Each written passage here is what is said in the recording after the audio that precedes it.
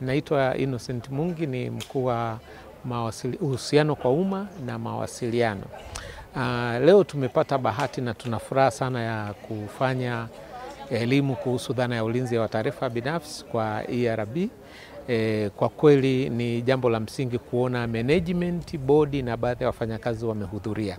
Dhana ya ulinzi wa taarifa binafsi ni jambo nyeti kwa sasa hivi katika uchumi wa kidijitali, na kukaa na bodi ya usajili wa mainjinia imetupa nafasi ya kuweza kuwapa elimu ni namna gani wanaweza kulinda taarifa binafsi za wale wanachama wao, lakini pia jinsi ambavyo kama taasisi wanaweza kuhakikisha kwamba taarifa za wale wa members wa ERB zinakuwa salama na zinalindwa kulingana na ile sheria ya ulinzi wa taarifa binafsi namba 11 ya mwaka 2022. Kwa kweli mafunzo haya yamekuwa ya msingi na wameuliza maswali ambayo yametufanya kuelewa namna gani bodi hii iko serious na swala la ulinzi wa taarifa binafsi, na tumefarijika kwamba tayari walishaanza swala zima la ulinzi wa taarifa binafsi na kwamba kila kitu kwa taasisi iko sawa.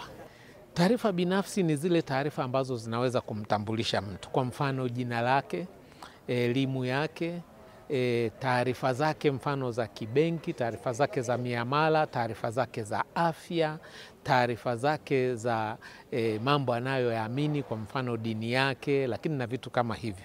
Na taarifa hizi ziko za kawaida na ziko ambazo tunasema ni nyeti. Za kawaida ni kama hiyo niliyotaja, majina, mahali unapokaa. Lakini inapokuja kwenye masuala kwa mfano DNA yako, alama zako za vidole, taarifa za afya yako, taarifa za macho yako, uso wako, jinsi ambavyo zinaweza kutumika, hiyo pia ndio taarifa nyeti ambazo zikienda kwenye mikono isiyo salama zinaweza kuhatarisha maisha yako kama binadamu. Ndio maana tunasema ulinzi wa taarifa binafsi unaanza na wewe. Ni zile taarifa ambazo zinakutambulisha wewe, kwa mfano elimu yako, ulifaulu, ulifeli, una magonjwa gani, unaishi na magonjwa gani na kadhalika, ni taarifa kama hizo. Asante sana. Mimi ni mhandisi Steven Wangwe, ni mkurugenzi wa usajili na uzingatiaji chini ya Tume ya Ulinzi wa Taarifa Binafsi. Kuhusu umuhimu wa taasisi kujisajili, kama mnavyofahamu, sisi tunalinda ile ibara ndogo ya ibara ya 16(2) ya haki ya faragha. Kwa hiyo hii sheria yetu kazi yake inakuja kulinda haki ya faragha ya mwananchi. Kwa hiyo hatua ya kwanza ya taasisi kuzingatia sheria ni pale ambapo taasisi itakuwa imejisajili na taasisi yetu, na hatua ya pili na kuendelea ni kwamba taasisi itakuwa ina vitu vya kufanya ili kuhakikisha kwamba inazingatia ulinzi wa taarifa binafsi za watu, na hawa watu ni wananchi wote, lakini pia wengine ni watumishi ambao wanafanya kazi katika hiyo taasisi, lakini wengine ni wale ambao wanapata huduma kutoka kwenye hiyo taasisi. Kwa hiyo kwa kujisajili na kuhakikisha kwamba wanafuata taratibu za uzingatiaji wa ile misingi 8 ya ulinzi wa taarifa binafsi, basi wanakuwa wamelinda taarifa za mtu, wamelinda faragha yake na wamelinda utu wa huyo mhusika.